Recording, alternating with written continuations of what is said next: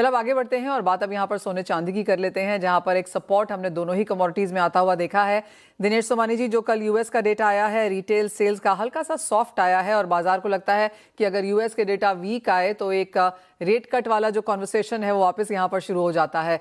थोड़ी सी stability prices में जरूर देखने को मिली है पिछले 5-6 ट्रेडिंग सेशंस में। करंट लेवल्स पे क्या करने की राय है?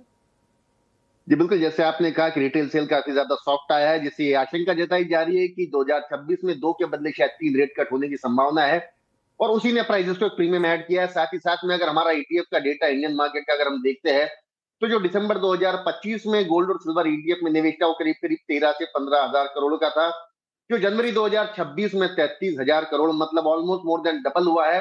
तो जैसे आपने कहा कि इन्वेस्टमेंट डिमांड ही प्राइजेस को सपोर्ट दे रही है, प्राइजेस को प्रीमियम ऐड कर रही है और पुश कर रही है। बट मुझे लगता है कुछ हद तक के प्राइजेस अब स्टेबलाइज हो जाएंगे। जो एक वोलेटिलिटी का दौर था वो खत्म होता हुआ नजर आता है।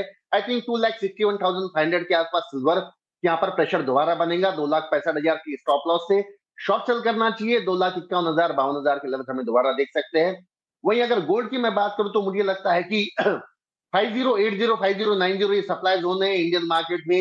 1,58,600 ये एक रेजिस्टेंस एरिया है, सप्लाई जोन है। यहाँ पर प्रेशर दोबारा बन सकता है। 1,59,600 का स्टॉप लॉस मेंटेन करके 1,56,500 के लेवल से दिखा सकता है। मेटल्स कैसे देखते हैं आप, क्योंकि कुछ बहुत मुनाफा वसूली यहाँ पर भी देखने को मिली है, स्पेशली अगर कॉपर की बात की जाए। यहाँ पर एक गिरावट है 14,500 का ऑल टाइम बनाने के बाद $13,000 प्रति टन के आसपास के प्राइसेस। अब बिल्कुल कॉपर की वोलेटिलिटी एकदम थम सी गई है, रुकती गई है नीचे में 1230 और ऊपर में 1260। यह दायरा पिछले 8 से 10 दिन से मेंटेन कर रहा है।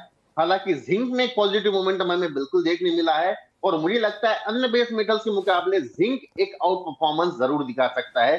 326 रुपया 70 पैसे के आसपास जो है जिंक खरीदारी करने का एक अवसर मिल सकता है। 333 रुपए के लक्ष्य के लिए और 323 रुपए का स्टॉप लॉस मेंटेन करना चाहिए। कॉपर मुझे रेंज बाउंड और सीमित दायरे में ट्रेड करता हुआ नजर आता है और जिंक मुझे आउट परफॉर्म करता हुआ दिखता है। ऑलराइट, तो कुछ तेजी यहाँ पर जिंक में देखने को मिल सकती है और परफॉर्मेंस भी वहां से आ सकती है। लेकिन एक बिकवाली की राय यहाँ पर सोने और चांदी में। हमारे साथ आम्रपाली गुजरात के सीईओ चिराग ठक्कर भी हैं। चिराग, कुछ मुनाफा वसूली की एक्सपेक्टेशन यहाँ पर दिनेश जी जता रहे हैं, आपको भी लगता है कुछ स्टेबिलिटी, कुछ गिरावट और देखने को मिल सकती है? नमस्कार मनीषा जी। तो लास्ट 4-5 दिनों से हमने देखा कि एकदम स्टेबल हो गए हैं prices. We don't come in the morning hours and see upper circuit और the lower circuit, so it is a very positive news. Market यहाँ पे स्टेबल हो रहा है, कंसोलिडेट हो रहा है। बट एक चीज अगर आप यहाँ पे अगर देखेंगे मनीषा जी, तो नीचे के भाव पे तुरंत बाइंग आ रहा है, ऊपर के भाव पे तुरंत सेलिंग आ रहा है। So this is a clear news that it is getting consolidated at this prices, जो एक अच्छा स्टेबल प्राइस है। ऐसा भी नहीं हुआ है कि वी आर बैक टू $60 या $50। वी आर, जहां तक चांदी की बात करें, we are maintaining a level of $77 to $82, which is a very nice level after touching high of $120। और अगर हम सोने की बात करें तो सोना आज आज की तारीख में भी ऐसा लग रहा है कि थोड़ा सा यहाँ पे 4800 4900 पे बेस बना रहा है। और ये बेस बना के हम बहुत शॉर्ट टाइम में शायद सोना 5200 तक तुरंत देख पाएंगे, ऐसा मेरा मानना है।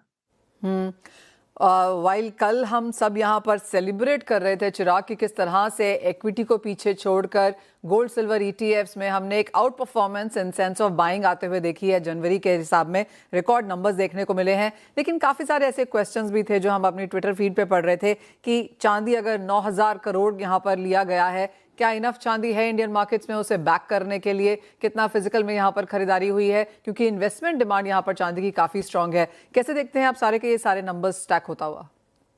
तो अगर बात करें, ईटीएफ जो प्रोडक्ट है वो सेबी रेगुलेटेड प्रोडक्ट है and it is very much backed by a physical gold and silver which is there. और जहां तक बात आए, इतना सोना चांदी अगर बैक्ड है तो हिंदुस्तान में है, बिल्कुल इतना सोना चांदी बिल्कुल हिंदुस्तान में है।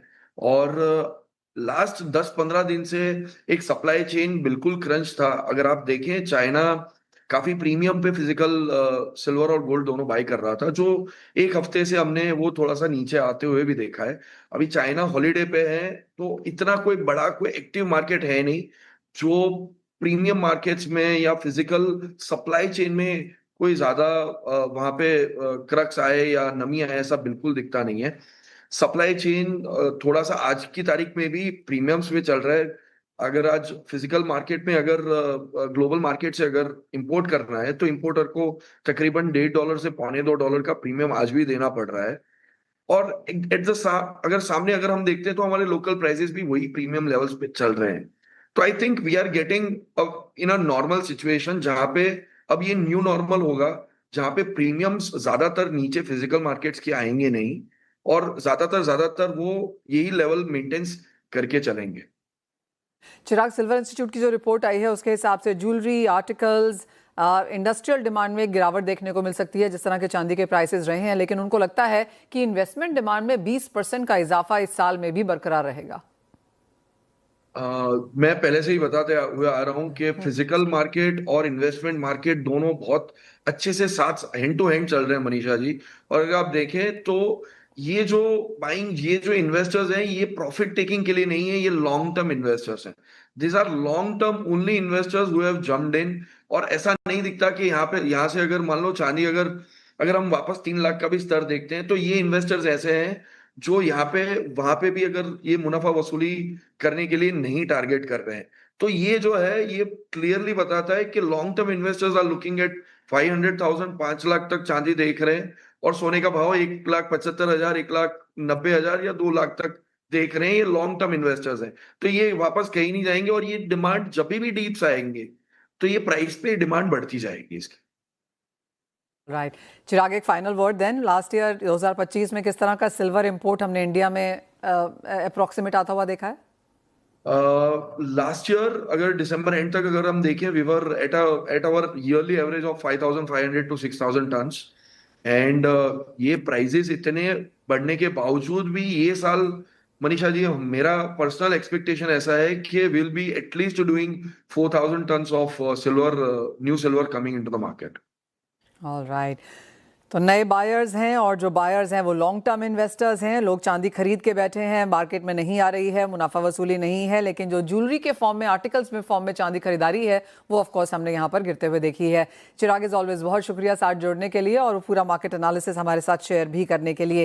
वेल, ये तो बात हुई मेटल्स की, लेकिन क्रूड ऑयल प्राइसेस आपकी स्क्रीन पर लेके आएंगे दिनेश सोमानी जी। एक तरफ यहाँ पर यूएस और ईरान की बातचीत हो रही है और दूसरी तरफ यूएस यहाँ पर लगातार मिलिट्री जो अपना स्टैंड पॉइंट है या उसका जो और नए शिप्स हमने यहाँ पर आते हुए देखे हैं, तो क्लियरली जो एक्सपोजर है वो यहाँ पर थोड़ा सा चॉपीनेस दे रहा है मार्केट्स को।